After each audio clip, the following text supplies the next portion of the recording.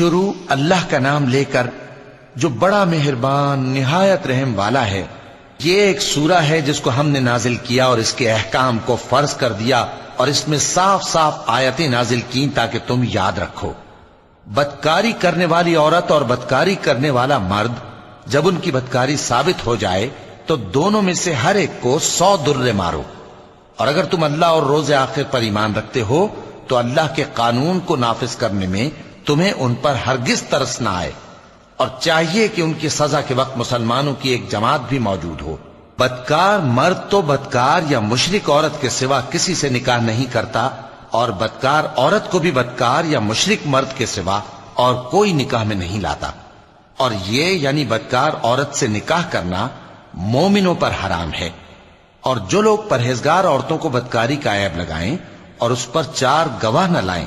تو ان کو 80 درے مارو، اور کبھی ان کی شہادت قبول نہ کرو، اور یہی بد کردار ہیں۔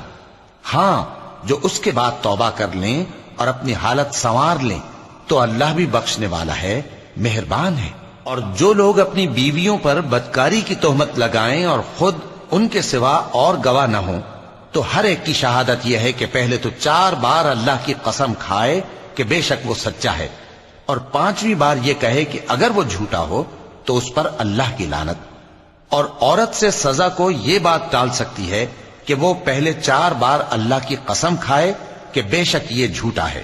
اور 5ویں دفعہ یوں کہے کہ اگر یہ سچا ہو تو مجھ پر اللہ کا غضب نازل ہو۔ اور اگر تم پر اللہ کا فضل اور اس کی مہربانی نہ ہوتی تو بہت سی خرابیاں پیدا ہو جاتی۔ اور یہ کہ اللہ توبہ قبول کرنے والا ہے، حکیم ہے۔ جن لوگوں نے یہ بہتان باندھا ہے وہ تمہیں میں سے ایک جماعت ہے، اس کو اپنے حق میں برا نہ سمجھنا، بلکہ وہ تمہارے لیے اچھا ہے۔ ان میں سے جس شخص نے گناہ کا جتنا حصہ لیا اس کے لیے اتنا وبال ہے، اور جس نے ان میں سے اس بہتان کا بڑا بوجھ اٹھایا ہے اس کو بڑا عذاب ہوگا۔ جب تم نے وہ بات سنی تھی تو مومن مردوں اور عورتوں نے کیوں اپنے دلوں میں نیک گمان نہ کیا، اور کیوں نہ کہہ دیا کہ یہ کھلم کھلا بہتان ہے؟ یہ بہتان لگانے والے اپنی بات کی تصدیق کے لیے 4 گواہ کیوں نہ لائے؟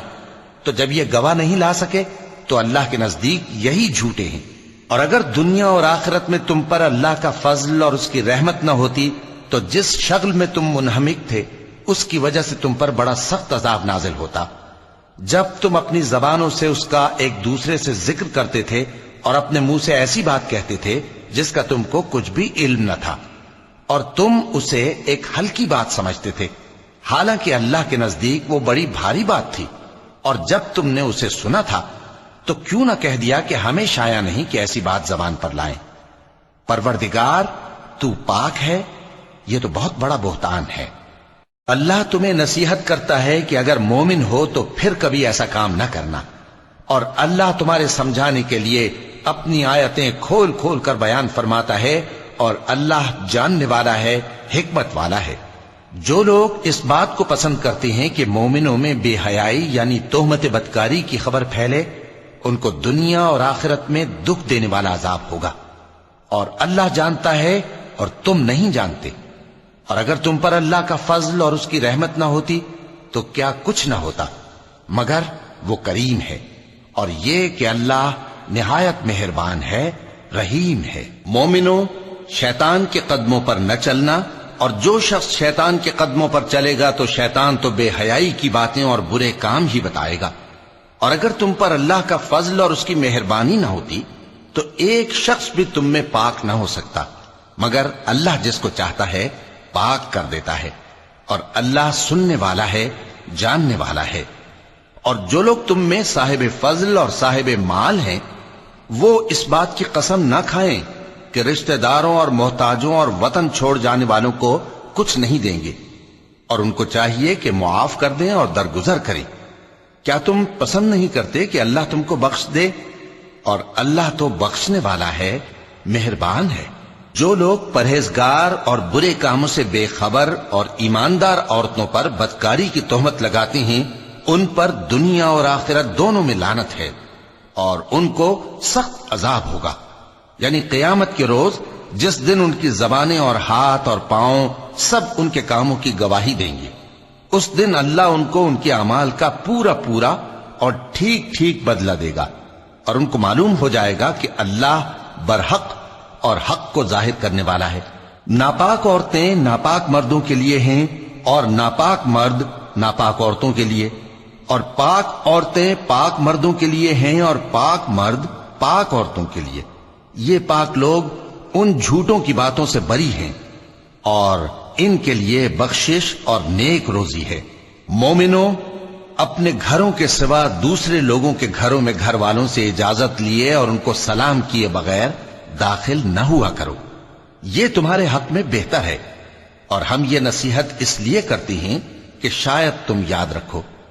پھر اگر تم گھر میں کسی کو موجود نہ پاؤ تو جب تک تم کو اجازت نہ دی جائے اس میں مت داخل ہو، اور اگر یہ کہا جائے کہ اس وقت لوٹ جاؤ تو لوٹ جایا کرو، یہ تمہارے لیے بڑی پاکیزگی کی بات ہے، اور جو کام تم کرتے ہو اللہ سب جانتا ہے۔ ہاں، اگر تم کسی ایسے مکان میں جاؤ جس میں کوئی نہ بستا ہو اور اس میں تمہارا اسباب رکھا ہو تو تم پر کچھ گناہ نہیں، اور جو کچھ تم ظاہر کرتے ہو اور جو پوشیدہ کرتے ہو اللہ کو سب معلوم ہے۔ مومن مردوں سے کہہ دو کہ اپنی نظریں نیچی رکھا کریں اور اپنی شرمگاہوں کی حفاظت کیا کریں، یہ ان کے لیے بڑی پاکیزگی کی بات ہے، اور جو کام یہ کرتے ہیں اللہ ان سے خبردار ہے۔ اور مومن عورتوں سے کہہ دو کہ وہ بھی اپنی نگاہیں نیچی رکھا کریں اور اپنی شرمگاہوں کی حفاظت کیا کریں، اور اپنی آرائش یعنی زیور کے مقامات کو ظاہر نہ ہونے دیا کریں مگر جو اس میں سے کھلا رہتا ہو، اور اپنے سینوں پر اوڑھنیاں اوڑھے رہا کریں، اور اپنے خاوند اور باپ اور خسر اور بیٹوں اور خاوند کے بیٹوں اور بھائیوں اور بھتیجوں اور بھانجوں اور اپنی جیسی مومن عورتوں اور لونڈی غلاموں کے سوا نیز ان خدام کے جو عورتوں کی خواہش نہ رکھیں، یا ایسے لڑکوں کے جو عورتوں کے پردے کی چیزوں سے واقف نہ ہوں۔ غرض ان لوگوں کے سوا کسی پر اپنی زینت اور سنگھار کے مقامات کو ظاہر نہ ہونے دیں، اور اپنے پاؤں ایسے طور سے زمین پر نہ مارے کہ جھنکار کانوں میں پہنچے اور ان کا پوشیدہ زیور معلوم ہو جائے۔ اور مومنوں، سب اللہ کے آگے توبہ کرو تاکہ فلاح پاؤ، اور اپنی قوم کی بیوہ عورتوں کے نکاح کر دیا کرو، اور اپنے غلاموں اور لونڈیوں کے بھی جو نیک ہوں نکاح کر دیا کرو۔ اگر وہ مفلس ہوں گے تو اللہ ان کو اپنے فضل سے غنی کر دے گا، اور اللہ بہت وسعت والا ہے، سب کچھ جاننے والا ہے۔ اور جن کو بیاہ کا مقدور نہ ہو وہ پاک دامنی کو اختیار کیے رہیں یہاں تک کہ اللہ ان کو اپنے فضل سے غنی کر دے۔ اور جو غلام تم سے مکاتبت یعنی مال دے کر پروانہ آزادی کی تحریر چاہیں، اگر تم ان میں صلاحیت اور نیکی پاؤ تو ان سے مکاتبت کر لو، اور اللہ نے جو مال تم کو بخشا ہے اس میں سے ان کو بھی دو۔ اور اپنی باندیوں کو اگر وہ پاک دامن رہنا چاہیں تو دنیاوی زندگی کے فوائد حاصل کرنے کے لیے بدکاری پر مجبور نہ کرنا، اور جو ان کو مجبور کرے گا تو ان بیچاریوں کے مجبور کیے جانے کے بعد اللہ بخشنے والا ہے، مہربان ہے۔ اور ہم نے تمہاری طرف روشن آیتیں نازل کی ہیں، اور جو لوگ تم سے پہلے گزر چکے ہیں ان کی خبریں اور پرہیزگاروں کے لیے نصیحت۔ اللہ آسمانوں اور زمین کا نور ہے، اس کے نور کی مثال ایسی ہے کہ گویا ایک طاق ہے جس میں ایک چراغ ہے، اور چراغ ایک قندیل میں ہے، اور قندیل ایسی صاف شفاف ہے کہ گویا موتی کا سا چمکتا ہوا تارا ہے۔ اس میں ایک مبارک درخت کا تیل جلایا جاتا ہے یعنی زیتون کا، کہ نہ مشرق کی طرف ہے نہ مغرب کی طرف۔ ایسا معلوم ہوتا ہے کہ اس کا تیل خواہ آگ اسے نہ بھی چھوئے جلنے کو تیار ہے۔ بڑی روشنی پر روشنی ہو رہی ہے۔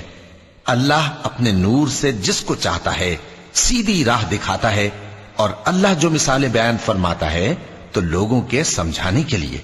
اور اللہ ہر چیز سے واقف ہے۔ وہ قندیل ان گھروں میں ہے جن کے بارے میں اللہ نے ارشاد فرمایا ہے کہ بلند کیے جائیں اور وہاں اللہ کے نام کا ذکر کیا جائے، اور ان میں صبح و شام اس کی تسبیح کرتے ہیں۔ ایسے لوگ جن کو اللہ کے ذکر اور نماز پڑھنے اور زکوٰۃ دینے سے نہ سوداگری غافل کرتی ہے نہ خرید و فروخت، وہ اس دن سے جب دل خوف اور گھبراہٹ کے سبب الٹ جائیں گے اور آنکھیں اوپر چڑھ جائیں گی ڈرتے ہیں، تاکہ اللہ ان کو ان کے اعمال کا بہت اچھا بدلہ دے اور اپنے فضل سے زیادہ بھی عطا فرمائے، اور اللہ جس کو چاہتا ہے بے حساب رزق دیتا ہے۔ اور جن لوگوں نے کفر کیا ان کے اعمال کی مثال ایسی ہے جیسے میدان میں ریت کہ پیاسا اسے پانی سمجھے، یہاں تک کہ جب اس کے پاس آئے تو اسے کچھ بھی نہ پائے اور اللہ ہی کو اپنے پاس دیکھے تو وہ اسے اس کا حساب پورا پورا چکا دے، اور اللہ جلد حساب کرنے والا ہے۔ یا ان کے اعمال کی مثال ایسی ہے جیسے گہرے سمندر میں اندھیرے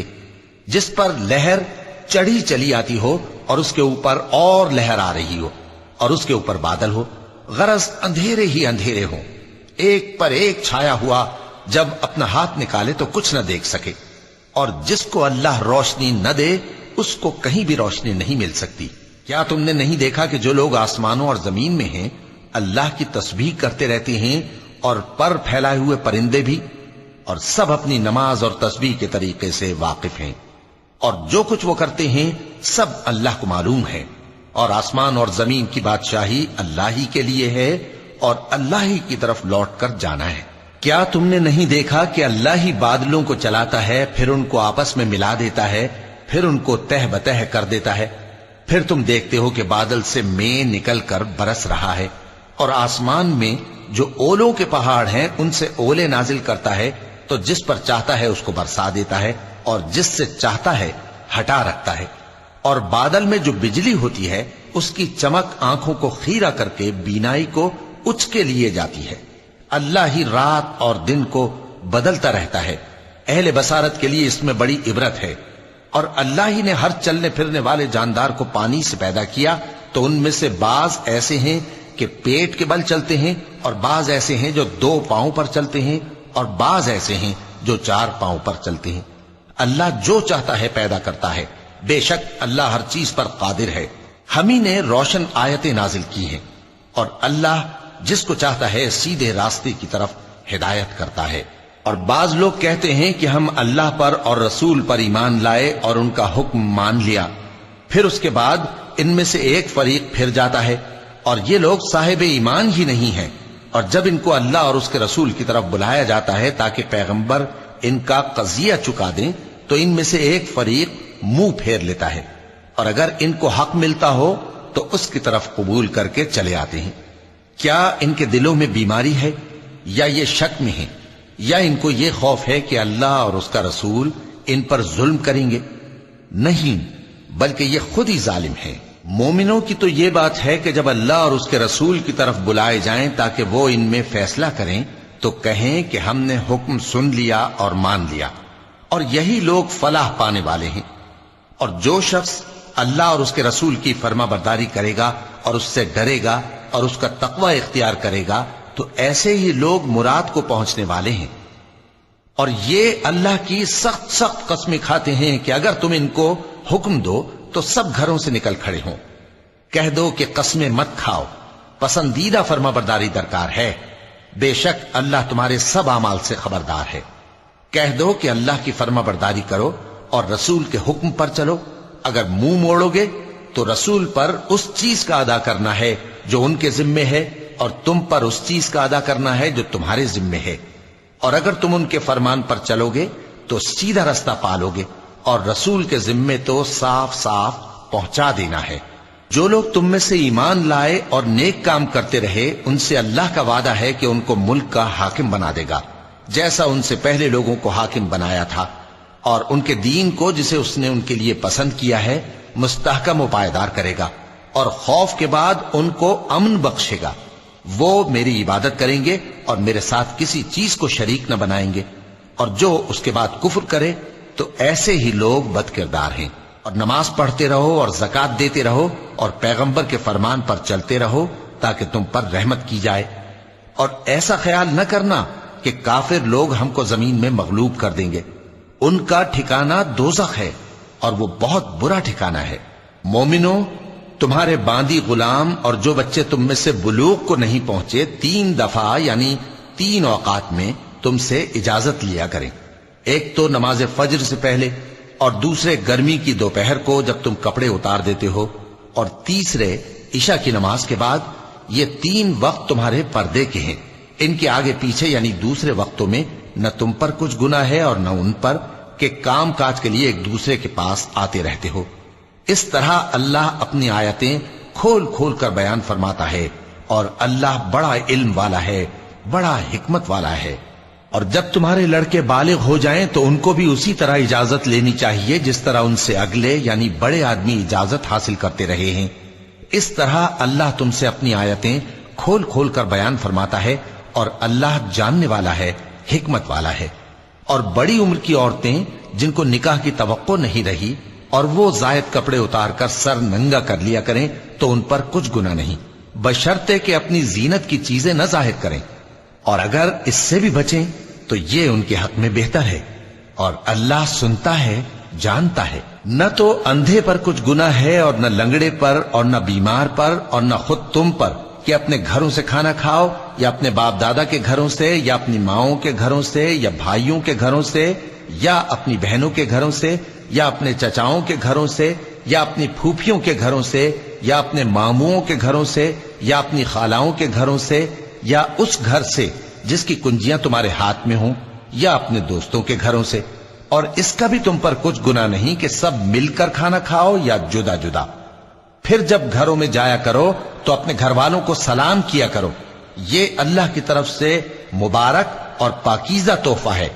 اس طرح اللہ اپنی آیتیں کھول کھول کر بیان فرماتا ہے تاکہ تم سمجھو۔ مومن تو وہ ہیں جو اللہ پر اور اس کے رسول پر ایمان لائے، اور جب کبھی ایسے کام کے لیے جو جمع ہو کر کرنے کا ہو پیغمبر کے پاس جمع ہوں تو ان سے اجازت لیے بغیر چلے نہیں جاتے۔